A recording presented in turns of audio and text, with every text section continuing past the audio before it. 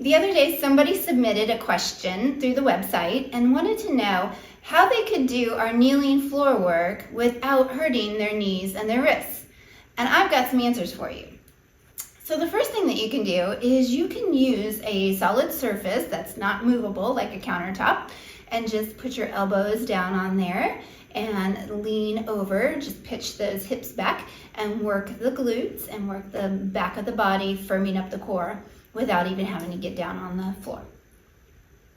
Another solution for you is maybe just padding up your mat. So if you have a thicker mat, just folding it up, that can help give a little extra cushion to those knees. If that doesn't work, there are these handy dandy little things here. These are knee pads, and what you can do is put these guys right underneath your knees.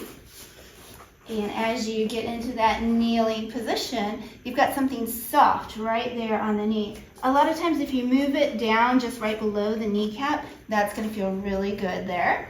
And a little added bonus is that it gives you a little bit of more challenge in stabilizing through the core because they're a little bit unstable surface.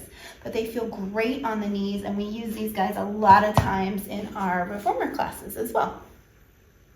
But what if your wrists aren't happy with you kneeling on the floor?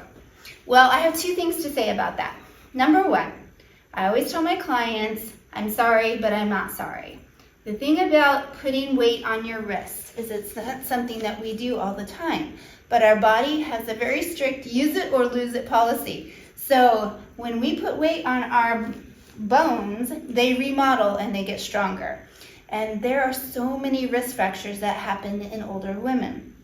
And so by challenging yourself, by putting a little bit of weight on those wrists on a regular basis, you're helping those bones remodel and get stronger.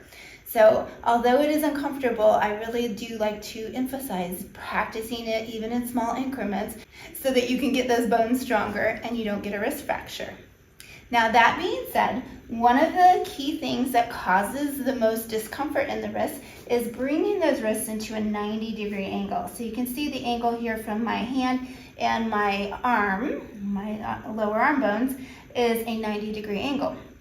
And so using other little tools like this little wrist buddy, this is a handy little yoga block that actually increases that angle. So I'm going to turn this here. So you see how my wrist is no longer at a 90-degree angle like that, but I've opened that angle to a much more comfortable position. And so that alone can help people get through a few exercises down in this kneeling posture without having so much of a strain on those wrists.